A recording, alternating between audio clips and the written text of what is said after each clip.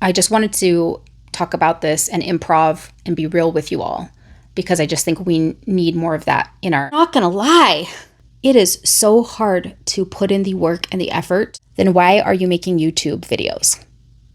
I'll tell you why. It's hard to show up and be vulnerable and show the messy parts of life when there's so many people out there showing only the highlights. If you build it, they will come. But the train is coming. It's only a matter of time. It's only a matter of time, and I am building the tracks for that train. I'm going to talk about all of the reasons why you shouldn't start a YouTube channel after the age of 40, but why I am doing it anyways, and why you should too. I'm going to give you all of the reasons not to do it, but at the end, I'm going to give you all of the reasons why you should do it. And those are the reasons you're here.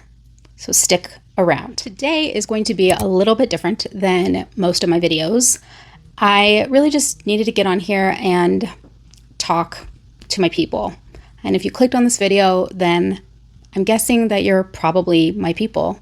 Let me tell you a little bit about my YouTube journey. So I discovered YouTube while trying to learn how to do some makeup technique about 10 years ago. No, 11 years ago, because I was pregnant with my fourth child and she is 11. So a little over 11 years ago. So I've been familiar with the YouTube app, with the YouTube space since that time.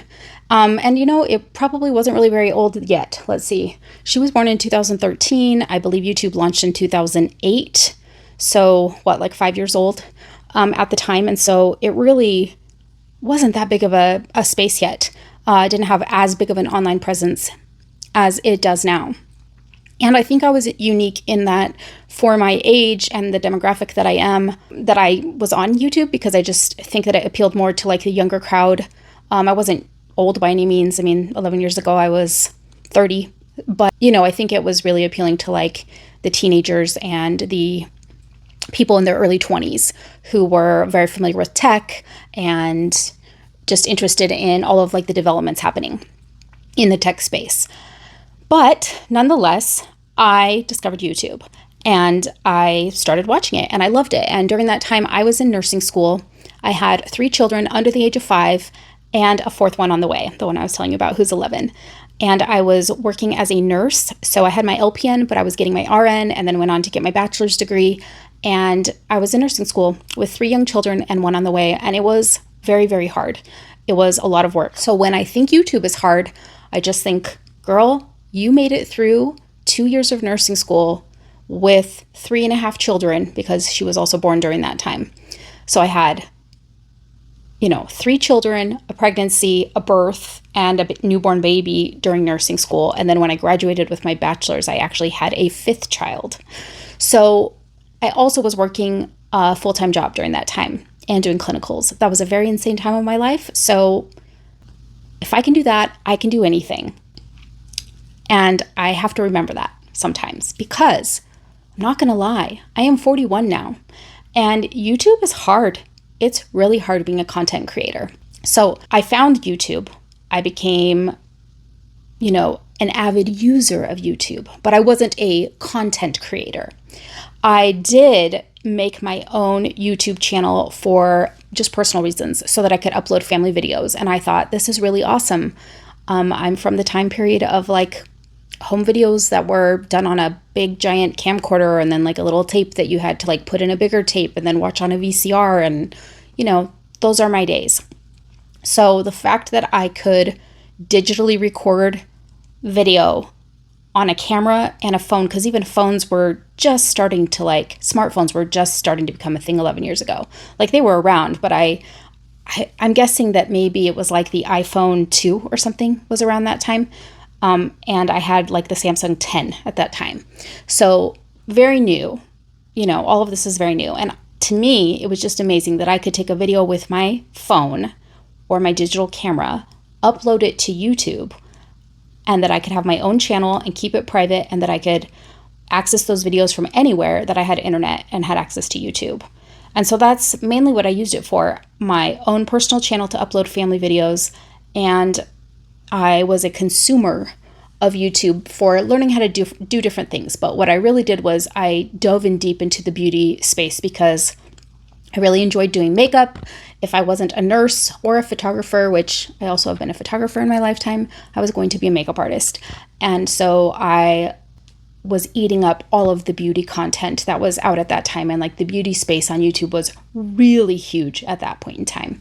So I did that for a few years and I was really into makeup and I thought that I would start my own beauty channel. I really toyed with the idea. I got really close to doing it so many times, but I never actually like executed it. And then I've had many ideas since that time for starting my own YouTube channel. So this has been a long time in the making. I think if I went back and looked at when I started my personal channel, I believe it was in 2012 or 2013, maybe. Maybe even a little bit sooner. I should check that. I don't know. Here, I'm going to check. Okay, no, I was wrong.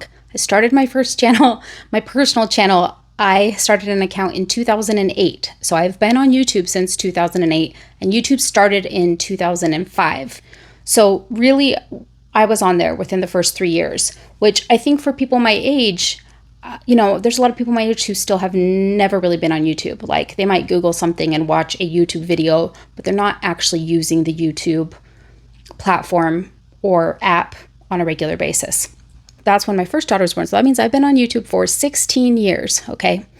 But it was around the time of my daughter's birth, the fourth one in 2013, that I really started toying with, like really started consuming content and toying with the idea of starting my own channel. However, I was in nursing school. I had 4 young children. My life was busy and I kept thinking someday.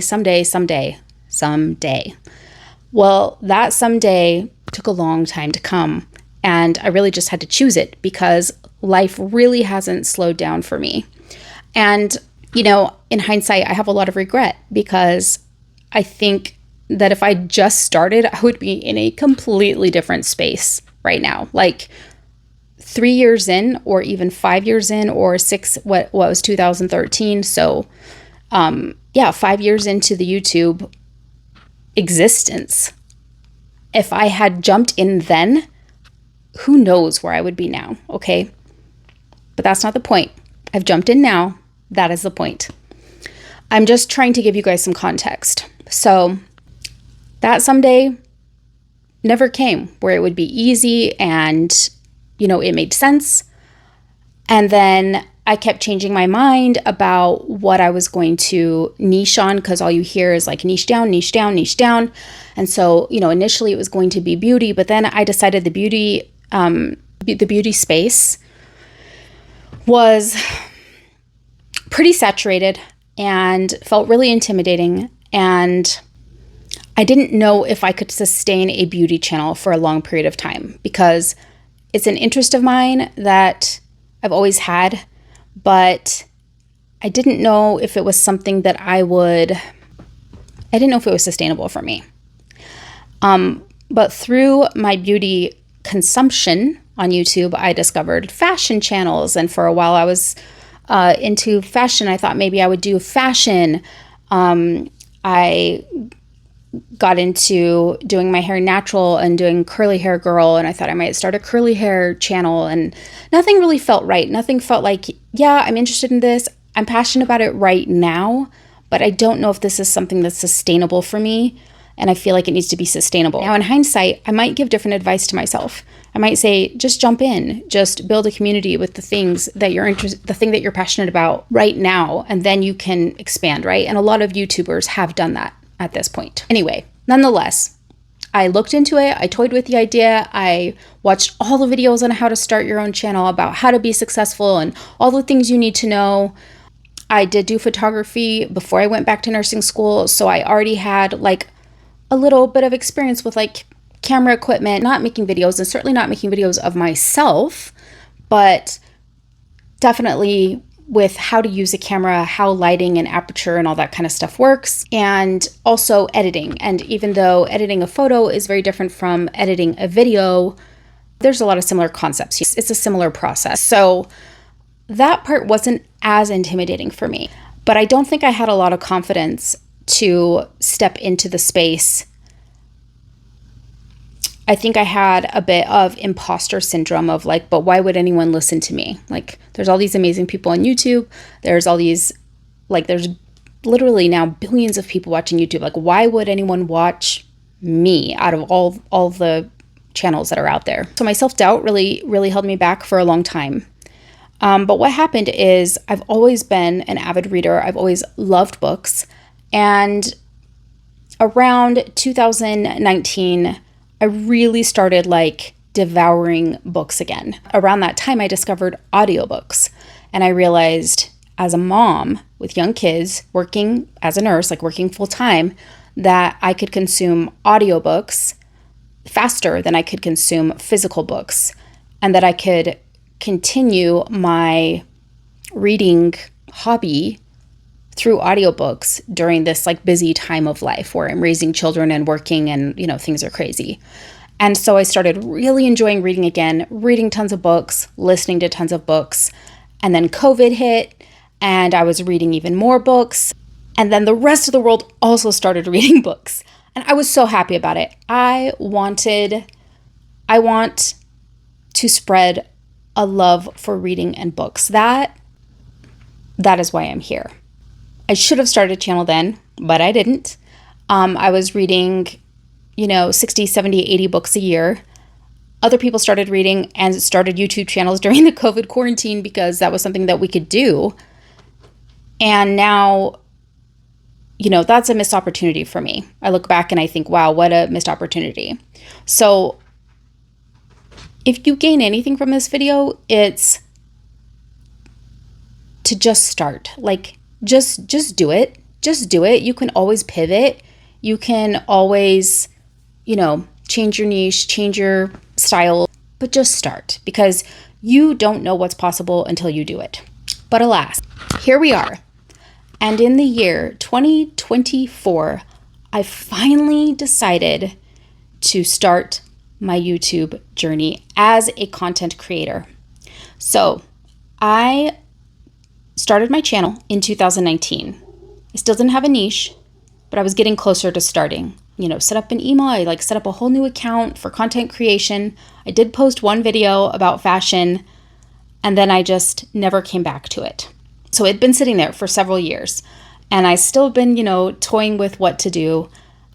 And about a year ago, I started growing a Bookstagram account, and then I discovered Reels and Shorts and realized that I could also post these Reels and Shorts on YouTube. My kittens, we got new kittens and they're coming over for a visit, so I apologize right now if you can hear them, but they're really cute. So this is little Brax, and his sister's probably gonna be here shortly. He's a snuggler, so he's probably gonna be down here on my lap. He needs his loves for the day. Anyhow, so I started posting shorts, okay, and it was fun, and I was getting some views. So my first short I posted last year, and I just did it for fun. I didn't think anything was going to come of it. I posted it on a Sunday, went off to do some things with my children, came back, and I had a notification from YouTube saying that I had like 1,500 views and counting on my short video.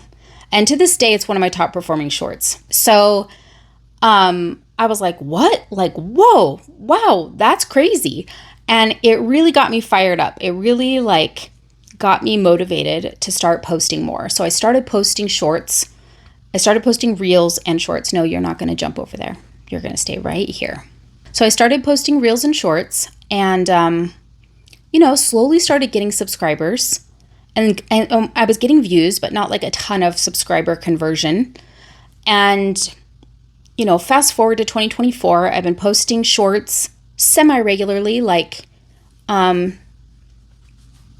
wish I had a record. I can go back and figure it out, but I'd probably posted about 100 short videos in a 9-month period. And we're rolling around to, May, and I'm just like, I know I need to start long form content. I just had all the same self-doubt that I've always had. And I came across a YouTuber, a BookTuber, because one of the things they tell you when you want to start a YouTube channel is to research your competitors, figure out what they're doing, figure out what kind of videos are performing well on their channel and, use that as inspiration. And so I'd been consuming book content, BookTube content for a few years at that point, because I was voraciously reading and wanting recommendations and wanting to connect with people about books. I just wasn't pulling the trigger to have, put my own 2 cents in, like to be part of the conversation myself. So I came across this gal, Sarah, and I'll forever be grateful for her because her encouragement really just like pushed me over the edge. And she has an amazing BookTube channel, and she had just started earlier in the year. She just really resonated with me, even though she's a lot younger than me because she's in her late 20s. Of course, right now the cats decided now was a good time to come play over here. See, I'm getting to this point of why it's difficult to start a YouTube channel. This is one of the reasons, right? All the interruptions. So, hey, little friend. So, if you guys are book fans and you are familiar with Throne of Glass, that's an obsession of mine. That's Throne of Glass right there. This is the sister. These two are brother and sister. This is Manon. She's a character from that book. And that's Abraxos, who's also a character from that book series, but we call him Brax for short. And sometimes we call her Nani. But it's Manon and Abraxos. And they are rescued kittens that were abandoned without a mom and in really bad shape. And they were fostered, and then we adopted them. And we've had them for just a little over a week, and they're really fun. But yeah, they decide now is the time to play while I'm filming.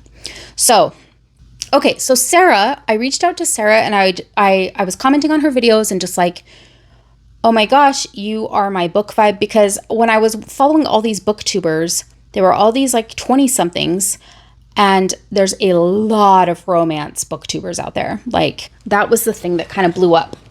So romance books had really blown up in the reading, community. They're still pretty big. But most of the BookTube content I was finding were booktubers who were reading romance, either romance or fantasy romance. And I like fantasy, and I like fantasy romance a lot, but I'm not a big contemporary romance reader at this point in time, and I've never really been a big romance reader. I like it as a subplot, but that's like not my genre.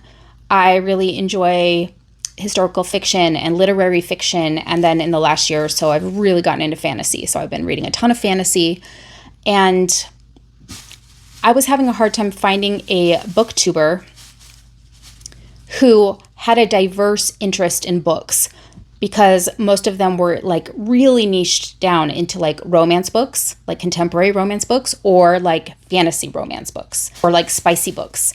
And that just wasn't my thing. And I just thought, would anyone like listen to me? Because I'm reading all kinds of books. I like, I also read nonfiction. So I read all the genres. And do I have to niche within my niche? Do I have to niche down within books in order to be successful? So these are just one of the many ways I was talking myself out of starting a channel. But Sarah read a variety of books and was booktubing about all these different kinds of books. She reads different genres, and she had a nice little community going, and everyone was very supportive, and I just really loved her content. And I just said, you are really inspiring me to finally start making my own long form video, because I see that like you're doing it and people are appreciating it and they are finding value in the diversity. And, she really like pushed me over the edge and said, you should do it. Everyone's so nice. It's the best thing I've ever done, blah, blah, blah. Okay. So I did. I finally started my BookTube. So I believe I posted my first video. It was either the very end of May or very beginning of June. But I did the BookTube newbie video because she was like, just start with that. It's so easy because you're just answering all these questions. So you don't have to think about it. You don't have to like come up with your own ideas. You just have to answer the questions, right? And I love watching those videos. So I was like, yeah, cool. I'm going to do that. And I'm telling you, just once you get that first video out of the way, like just getting that first video out of the way is a big deal. It's like, once you do it that one time, you're like, okay, it's not as bad as I thought. Like, I can do this. And, you learn some things along the way. And then you're like, oh, I'll just do this differently next time. Or it'd be easier if I did this. But it's not as daunting once you get it over with. I'm going to have to put the cats away. I'll be right back. Okay, kitties are in bed. Sorry, that was very distracting. So where was I? So I did my first video. I already had ideas, right? I'd been thinking about this. I'd been thinking about doing long form content I've been thinking about doing YouTube for a very long time. I'd been thinking about doing BookTube content, like really gearing up to do it for a year. For a year, I'd been seriously thinking about what long form videos I would make.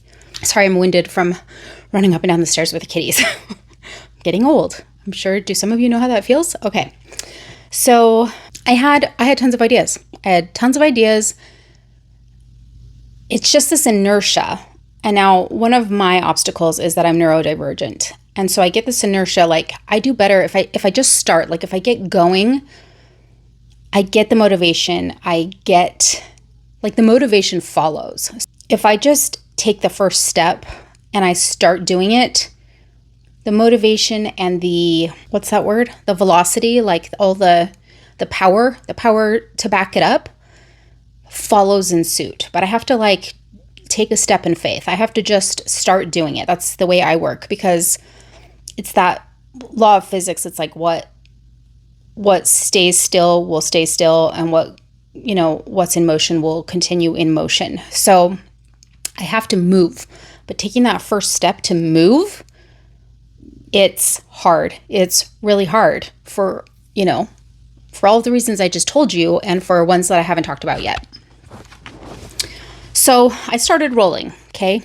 But that's a giant step, but it doesn't get easier after that, okay? It's still like a lot of work. So for June, July, August, and now September, so for 4 months, I've consistently been putting out content. I did take a little break in July because I was out of the country and it was difficult to be able to keep up with videos because I didn't always have connection where I was at because I was overseas.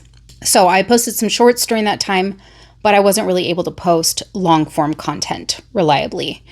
But other than those 2 weeks, my light just went off.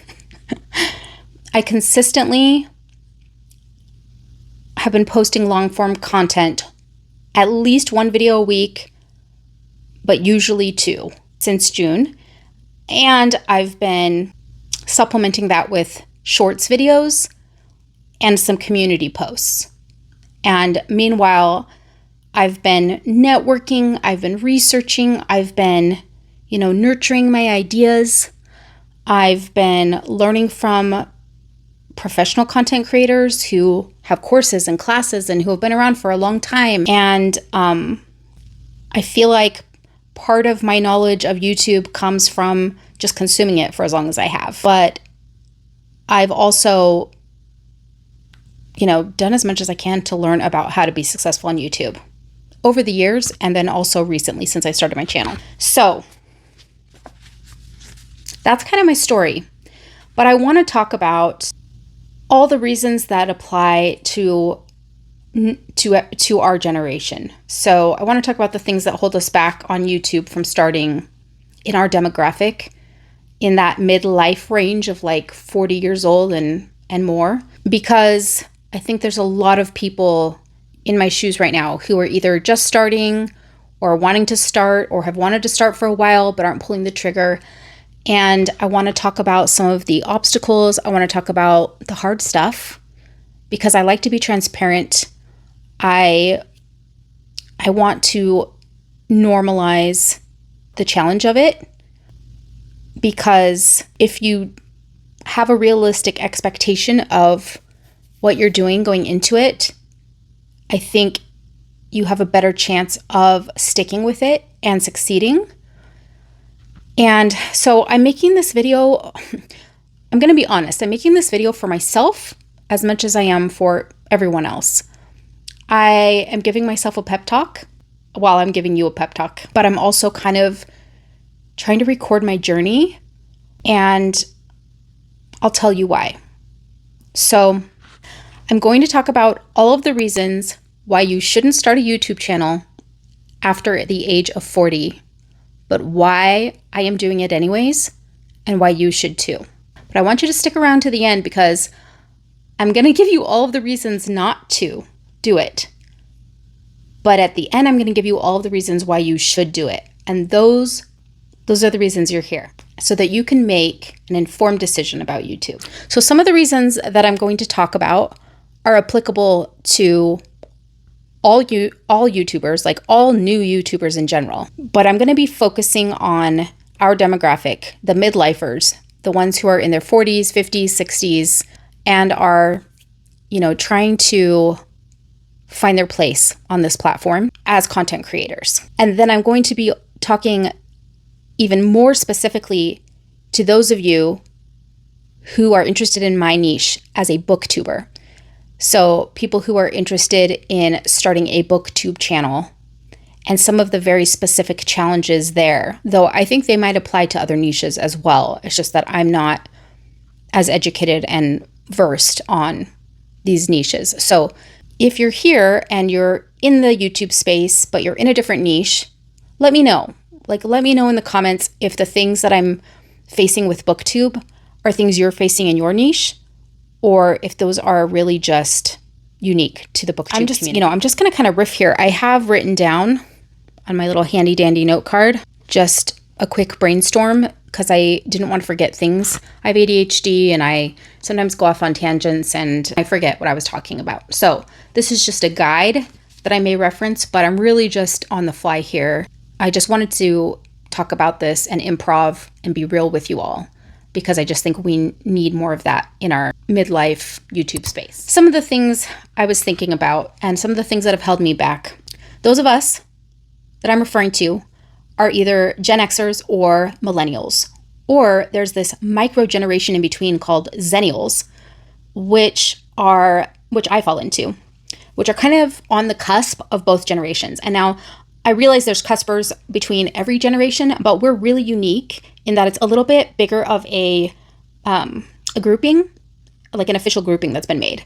And because the advances that were made in technology and just out in the world during our generation, like our micro generation, were happening at such a fast rate that during those years, like early adult, young adult, and early adulthood, there was a technology boom happening out in the world, and the world as we know it took a turn that has completely changed the world. So we are a generation that didn't grow up with all of the technology that our kids are growing up with, or all of the technology that a lot of millennials did end up growing up with. But we had more technology for part of our childhood than the Gen Xers had. So while we were growing up in those really formative years, giant technological advances were happening with internet, with automated devices like cellular phones and computers. And then that led to smartphones and all of those things, right? But these things were happening at such a rapid pace that we're a really unique generation. So I grew up learning how to type on an actual typewriter in school. I grew up on these old honking computers, pre-internet, where you had to buy software on a floppy disk. We played Oregon Trail, and I also was a child when the first Nintendo came out. I grew up with VHS tapes and cassette tapes, but I was in, middle school when CDs came out, and I was graduating high school in early adulthood when DVDs were coming out for movies. So I went through all of those transitions. So I am very adaptable. I think we Zennials are very adaptable. All of that to say, we did not grow up on YouTube, okay? I graduated high school in 2001. We had AOL dial-up internet. You've Got Mail, AOL chat, and all that was brand new. That was the coolest thing in high school. If you had a computer and you had internet with dial-up, and if you had an AOL handle and you could message in forums online, okay? So that was the cool thing, but we didn't grow up with YouTube. But in 2005, YouTube came out. That was only 4 years after I graduated high school. So I would have been 22 when YouTube came out. That's huge. That's a giant, that's a lot of technology. A lot of technology happened in that time. So for us, we didn't grow up with YouTube. YouTube isn't something that we, learned about from our peers in high school, or even, my little kids watch YouTube. Like, our kids are growing up on YouTube. A lot of the content creators that are big right now, that are like in their 20s, they grew up on YouTube. YouTube was around for most of their childhood, and definitely for their learning years, and was part of their social development. We didn't have that. So it's intimidating coming on YouTube because of that, because we didn't grow up with it, and because we were all into adulthood when YouTube came out. There's not as many of us on YouTube, okay? I looked at the most recent stats for YouTube, and the demographics are not in our favor. Okay, so in 2024, here's a breakdown, and you know what? I'll put it on the screen. Okay, I'll put the screenshot on the screen. But the largest percentage of YouTube users fall between the ages of 25 and 34. And I would venture to say that the most successful and biggest YouTube content creators out there, that the bulk, I would venture to say that the majority of those content creators probably also fall into that age range, right? The next highest user rate is from ages 35 to 44. So I fall into that category, but there's almost a 5% difference below, okay? And then the next most users are the 18 to 24-year-olds, which is 15%. And I'm sure that's going to grow with time, okay? Because they've grown up on YouTube. And then the percentages go down from there, okay? So just percentage-wise, breaking it up. But if you look at these percentages and you imagine that a percentage of this 18% from the 35 to 44 actually are still in the 30s, which I feel I feel like if you're the Zennial category, the Zennial micro generation supposedly ends at like 1985. I can't remember the starting date. I'll put it on the screen. But that Zennial cusp goes from the 70s, late 70s to like 1984, 1985. Those people born in 84, 85 are either 40 or turning 40 very soon. So I would say probably like half of those users, if they fall in the late 30s, are definitely in the millennial category, probably are a little more versed in technology, grew up with it a little more. And I would guess that a bulk of that percentage can be dedicated to people in their 30s rather than the 40 plus. I could be wrong, but that would be interesting for me to see. My guess is that the 40s and beyond is in the minority.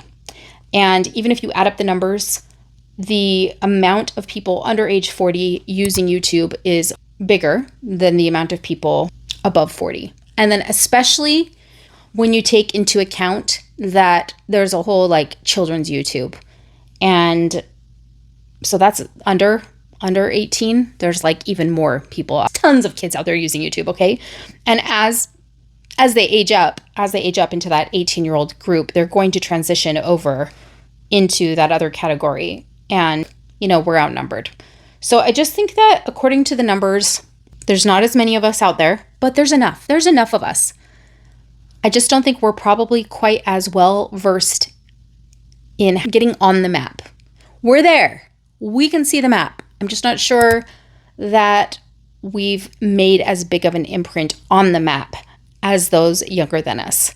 I think it's only a matter of time, though. I think we're growing, and that's one of the reasons why I'm here. This is one of the reasons why I'm really excited about being on YouTube. It's one of the reasons I want you to be excited about being on YouTube, and why I think we need more of us, more content creators who are over the age of 40 on YouTube.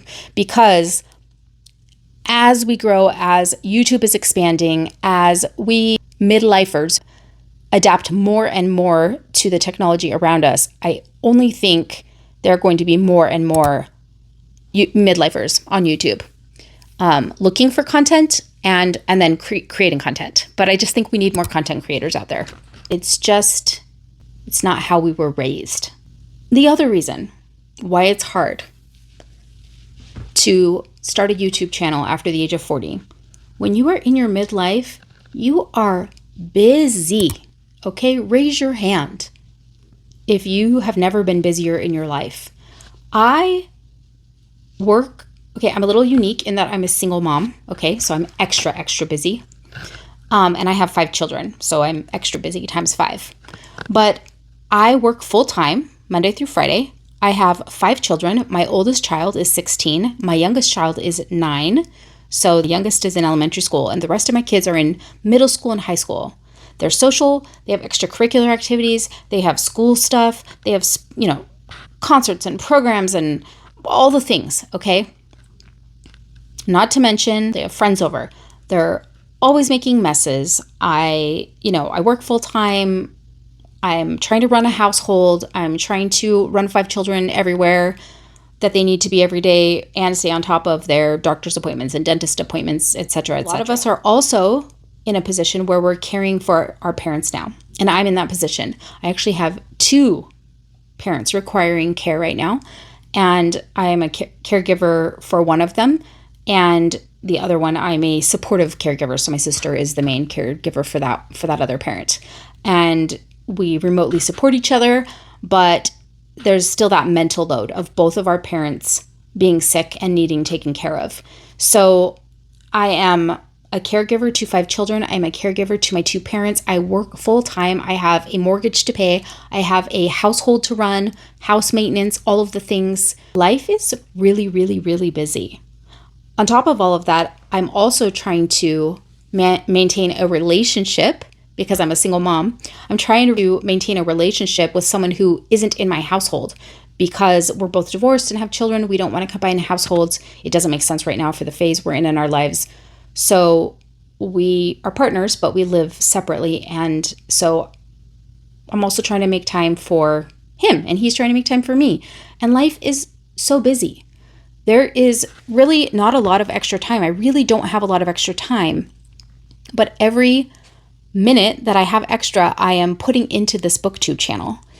And while I'm here, I'm working so hard. And I know from experience, from other things that I've invested in, I know it's going to pay off in the long run. I know, and this is a quote that probably our generation knows and probably younger than me won't have a clue what this is from. If you know what this is from, leave me a camcorder emoji if you know what movie this is from. If you build it, they will come. I recite that to myself over and over and over. If you build it, they will come. I just have to think like I am laying down train tracks for a train that isn't here yet, but the train is coming. It's only a matter of time. It's only a matter of time, and I am building the tracks for that train. But I'm not gonna lie, you guys, when you can't see the train, when you don't have proof of the train, and you don't see it coming, it is so hard to put in the work and the effort and to stay motivated to keep laying the track down. It's really hard. It can feel really discouraging and really defeating to spend hours, literally hours, planning content, filming content, editing content, publishing content, and engaging with your community, only to see that less than 100 people saw your video and only 1 person subscribed and joined your community. It can be really disheartening. Okay, it is really hard. So that can't be your why. That can't be the reason why you're doing this. In addition to being technologically, underdeveloped, let's say, in addition to being busier than I've ever been in my life, with work and children and parents and all the things. Along with that comes messiness, a hot mess, okay? I'm lucky if I shower. If I got a shower, I'm doing pretty good. If I dried my hair, I'm doing even better. If I put on clothes other than sweats or yoga pants, man, that is a great day. I am killing it at life. And if I put on makeup, did my hair, and got dressed in something besides sweats and yoga pants, I'm probably going out on a date. But even then, I don't always do that, okay? So when you're watching all these YouTube videos by these content creators who are younger, who don't have the aging skin and body that we have, and they have the time and the energy to make sure that their house is clean and make sure that they're dressed cute and make sure that their hair is done and that their makeup is on and all of things, right?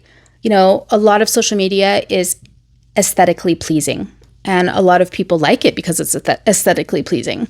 So if you feel like you're not aesthetically pleasing because either your space is a mess or isn't cute or isn't decorated or whatever, or you feel like you're a mess and you're not aesthetically pleasing because you're tired and you have bags under your eyes because you didn't put on makeup or do your hair or get dressed or whatever it is, just because you're aging, it's hard to feel confident on camera. It's hard to show up and be vulnerable and show the messy parts of life when there's so many people out there showing only the highlights.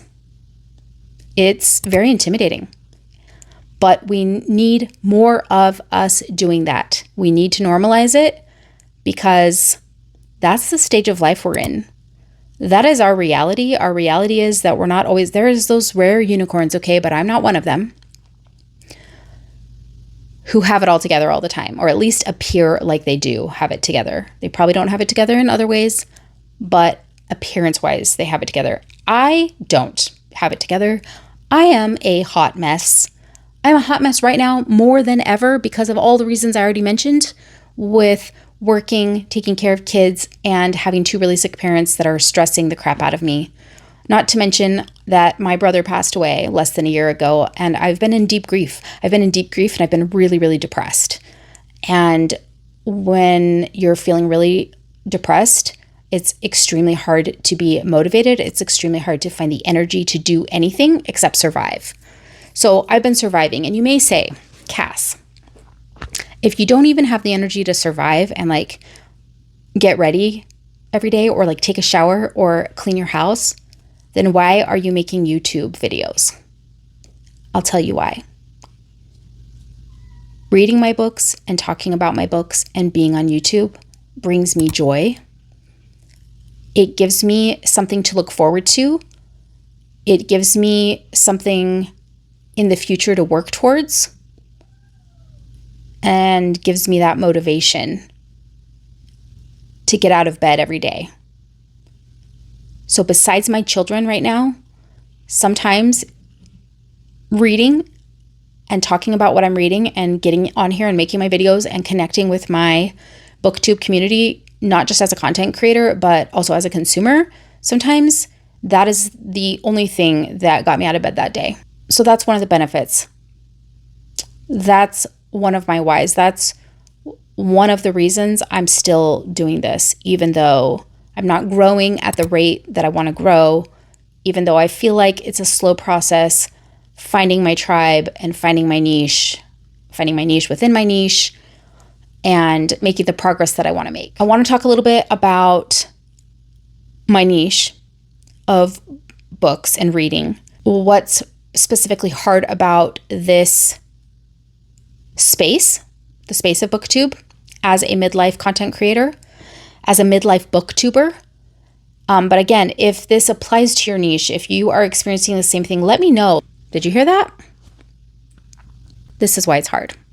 In addition to the mess, finding the quiet, finding a time when my children or my pets aren't interrupting me, or there isn't someone out there mowing their lawn, or kids outside being super loud, or it isn't dark outside like it is right now because I prefer to have like the natural lighting of the sun.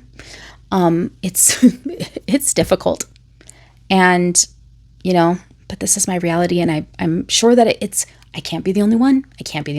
A lot of you who are creating content must be struggling as well with the same things. So I'm here to tell you that you're not alone. It's normal, and we need to do it anyway. So some of the very specific things I've come up against with BookTube. I feel like somehow when I left and came back, like it got a little, I don't know, the framing is off. So sorry that I've been like kind of cut off this whole time. So BookTube. Back to modeling, right? When you're on there, it's like, do your research, find your competitors, see what people are wanting, see what their audience is engaging with, see what they like. Use that to inspire you. And like I said, I have been in the BookTube space consuming content. And what I noticed was, aside from the whole genre thing, where like I noticed that a lot of people are reading different kinds of books than what I like to read. And that it's very dominated by romance readers, which is great and fine. It's just that that's not my genre. Although I have been enjoying it this year, so I have to say, you know, it doesn't mean I won't talk about romance books or that won't be something I dive into at some point on my channel. It's just that I didn't want to be limited by the romance genre. I also noticed that it was mainly this demographic of people in their 20s and early 30s who were in the content creator space, who have the most subscribers, who have the most views, who are kind of like setting the trends, and are the videos I'm seeing on the regular. And especially in the genres I do enjoy, like fantasy. The challenge there is that there's a lot of benefits too. So I'll get there. Okay, stick around. I'm not trying to diss my younger YouTubers because they're awesome. So this is not a diss on the younger generation. But the problem is that part of what makes YouTube great, part of what people are attracted to, is a creator who's relatable. And I can't relate to the 20-somethings who are still figuring out their careers, who may or may not be married yet, who don't have any children. And a lot of them are even in school, like they're in college, like they're doing these amazing YouTube channels, BookTube channels, while they're doing their college degree in their early 20s, you know, which is ideal. But again, that's not relatable for me. I am a midlife, single, full-time working mom who's neurodivergent. I struggle to find someone online in the BookTube space that I can relate to in those areas of life. And that's why I wanted to start my BookTube channel, because I couldn't find anyone like me. And if I can't find anyone like me, and I've been in YouTube for quite a while and I'm pretty savvy with the platform, at least finding content and all of those things. If I can't find someone like me, then those of you out there who are like me, who are brand new to YouTube, you're going to get on and you're going to think, there's nothing here for me. But there is. I'm here. We're here. There's a bunch of us here. And YouTube has something to offer us. But in order for it to be a benefit to us, we need more content creators in our demographic. And so my problem is that I'm trying to model my channel and use these successful YouTubers as mentors, as examples, but it doesn't fully work for me because I can't fully relate to their lifestyle. I can't always relate to their taste. And they're not my target audience. My target audience is people like me. And they're attracting a lot of people like them in their age range, in their 20s and their 30s, in their stage of life, in the phase that they're in. And I want an audience that's in my phase of life. I want an audience who likes to read, who wants to talk about books, who's also in their midlife, busy out of their minds, taking care of kids or parents, trying to pay their bills, working full time, but want to read books and want to find the time to read books and want to make sure that the time they dedicate to reading books is worth it, that they're not wasting their time on poorly written books or books that they don't enjoy, but that they can make the most of the time they do have to read because we're so busy. So it's kind of a catch-22, right? So I'm a bit of a pioneer. I can't possibly be the only booktuber out there who's in their 40s, or the only booktuber out there who's also a mom. I know there are other moms out there, but the ones I've found mostly have like a little bit younger kids, or not as many kids as me, and or also don't work a full-time job. You know, like I find people who can relate to like one aspect of my life, but not, I want people who can tick off several of those boxes. You can be like, oh yeah, I work full-time and I have kids and I'm trying to find time to read, right? So here I am. And I know it'll pay off, but it's slow going because I'm a pioneer. I'm a pioneer in this space, and that's something I'm proud to be. But you know, it is hard. I'm not going to lie. It's hard and it can be really discouraging. Let's move on to why I am doing it anyway and why you should do it too. Things that comes with our age is wisdom, right? Life experiences. Life experiences are so important. The wisdom we can provide on YouTube for that younger generation is invaluable. I wish that I had YouTube when I was younger to learn from people who are my age at the time, the age that I am now. But when I was younger, I wish that I had them to look up to. So, you know, we can be role models for the younger generation, but we can also be relatable for our generation. And we can provide that companionship and be that witness to each other's lives, to the obstacles we face, to the kind of like responses and reactions we have to the literature that we're reading. Because let's be real, if you're a reader, your life experience affects your taste in books. Where you're at in your life affects your taste in books. It affects your experience of a book. And that's why sometimes what I think of a book and what a 20-something thinks of a book can be completely different experiences, because we have completely different life experiences just based on our age. And so in addition to there not being a whole lot of diversity of booktubers out there, and I'm talking Booktube right now is dominated by white, female 20-somethings. In my experience, I don't have any data, but I'm in the Booktube space, and that is what I see over and over and over. And then add to it that it is a large percentage of romance books. Okay? We need more diversity. I mean, that is the cool thing about books. That is the cool thing about reading, is that you can learn about other people, other cultures, other experiences, gain perspective through the reading experience. And in order to capitalize on that, on the space of literature as an art form, as a production in society, we need diversity. We need diverse authors.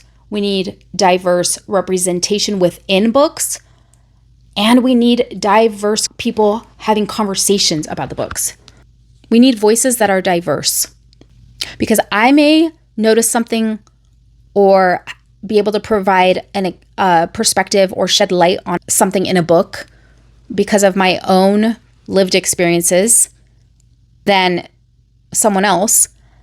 And the really cool thing is that we can all read the same book and we can all get something different out of it, and then we can share it, and it just maximizes our experience of the book and of reading and learning. And then there's a compound effect of connection, because we're all connecting and bonding over this one piece of literature.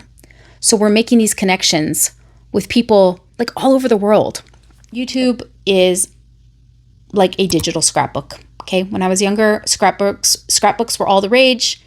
Photo albums, scrapbooks is the way that you keep your memories, to capture an experience. Okay, YouTube is just another way of capturing memories and capturing experiences.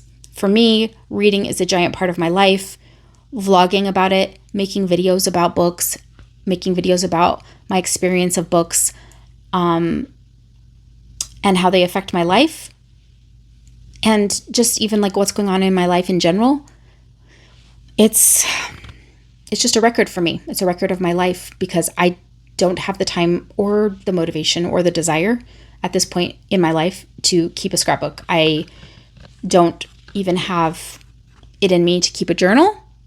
This is a video log. It's a video journal of my life. And so it's a record. It's a record of my life, of my hobby, of my interests, of my thoughts.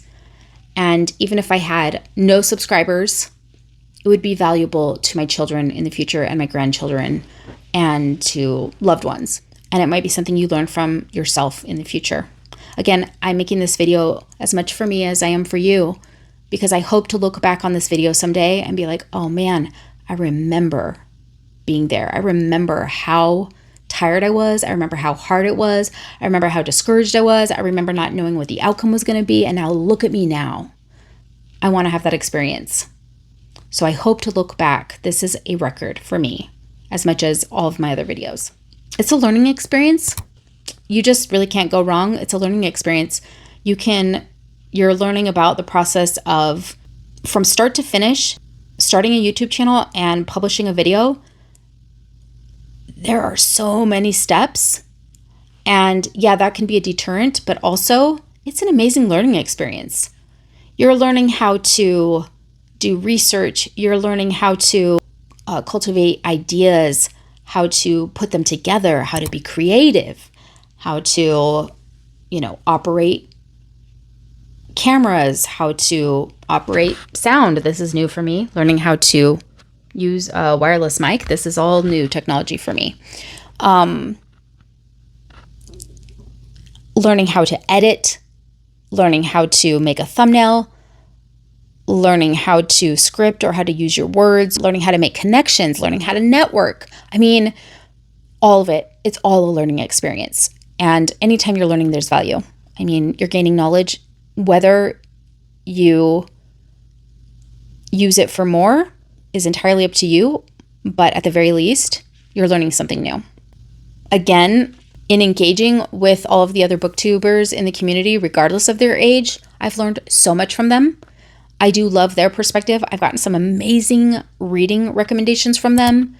Some of them have degrees in literature and can provide context for me that I wouldn't have otherwise. So there's also a learning experience to be had on YouTube for consuming content and engaging with your community and your audience, because you can learn from your audience as well. But like I also mentioned, we're also the future for these YouTubers. We may not have the YouTube experience they have, but we have the life experience that they don't have yet. So we're still the future for them. We still have wisdom and ways to mentor them that is valuable.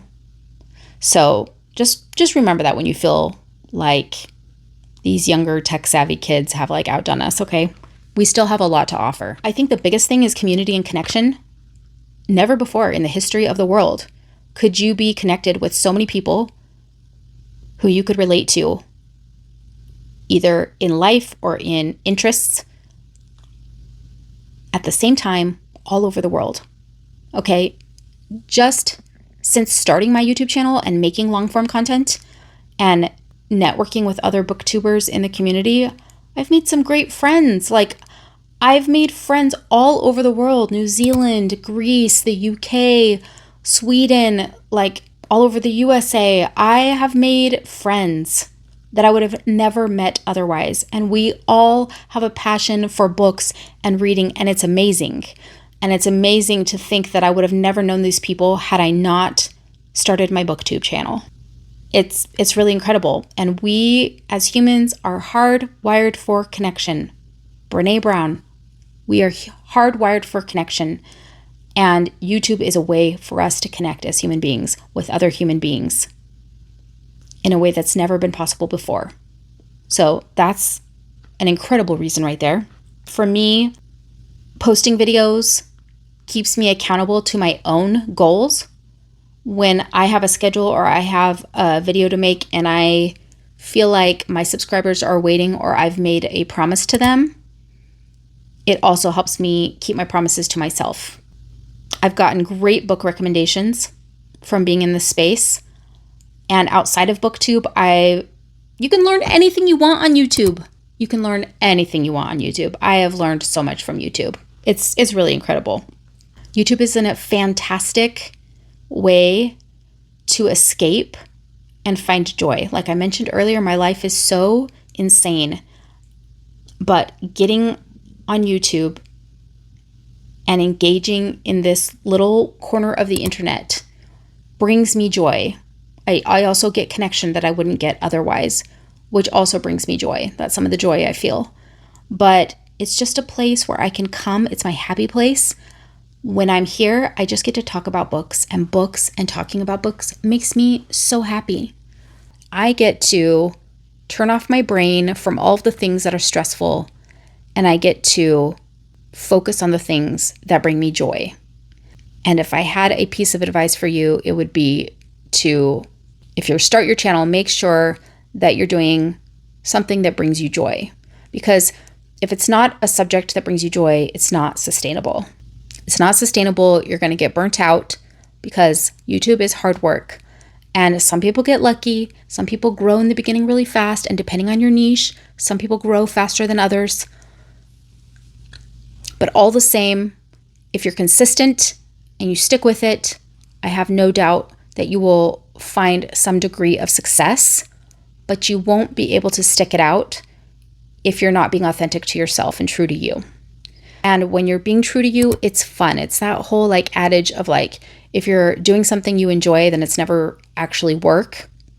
Okay, that's not always true because it is work. Because there's parts of YouTube that I don't enjoy. Like, I just want to make the videos. I want to read the books. I want to talk about the books. I want to connect with people. But like all of the like learning how to do SEO, optimization, and all the editing of my videos and converting them and getting them posted and exporting and waiting and then following the analytics and just all of that. I don't like that part. It just comes with it. It's worth it. It just comes with it. So it's still work, but it's enjoyable. You will enjoy it if you're doing something and talking about something that you love. And if you're helping people.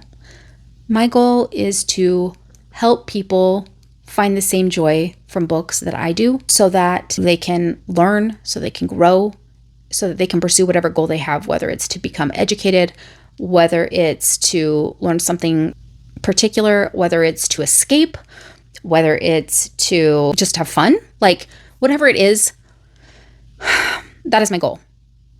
My goal is to help other people in my shoes who are busy parents in this phase of life continue to find joy in the things that are meaningful to them.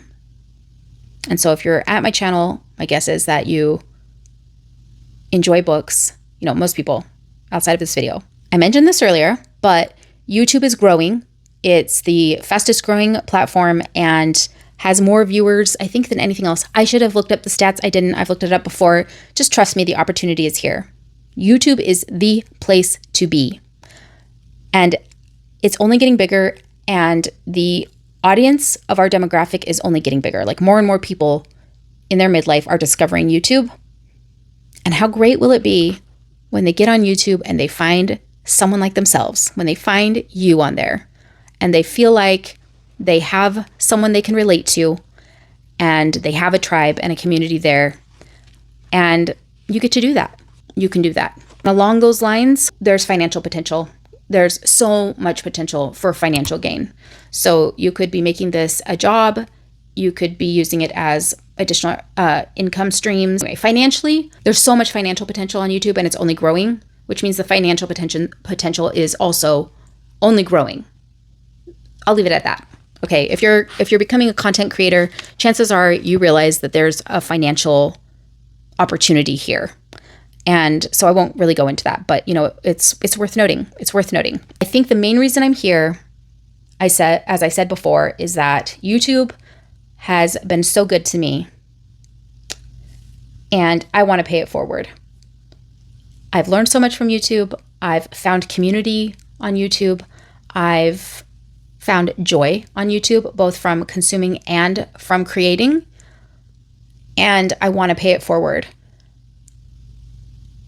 I want to be there when someone else like me is looking for book recommendations from someone like them.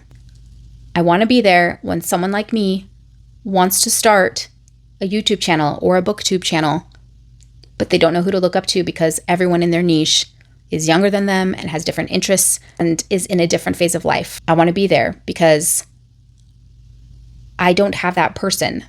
I've now found a lot more people midlife out there that are in other niches to learn from, but I feel like a pioneer in my space. I feel like I didn't have anyone who could really show me the way in this particular space. And now I'm here and I'm learning and I'm going to continue to learn, and I can pass that knowledge on to other people who want to follow in my path. I've always had an inherent desire to help people. That's why I'm a nurse. I get genuine satisfaction and joy from making a difference in other people's lives. And so I think about the 325 subscribers that I have right now, and I think every single one of those 325 people subscribed to my channel. 325 people want to be a part of my community. 325 people care about what I have to say in this space. And if I can even make just one of those 325 people feel like they belong, feel like they have a tribe, feel seen, feel connected, feel represented, and give them hope or give them knowledge, give them value in their life in some way, whether it's in the form of content creation or reading and books and learning, or just getting through the different obstacles we face in our midlife as mothers, as a single mother, as a working mother, as a neurodivergent single working mother. If I can even just make one person's life out there easier and bring value to them and make them feel like they're not alone, then this channel was worth it to me. I think I'll end there. Thank you so much for being here and listening to my rant. And if any of this resonates with you, I hope you stick around. And I'll see you guys in the next one.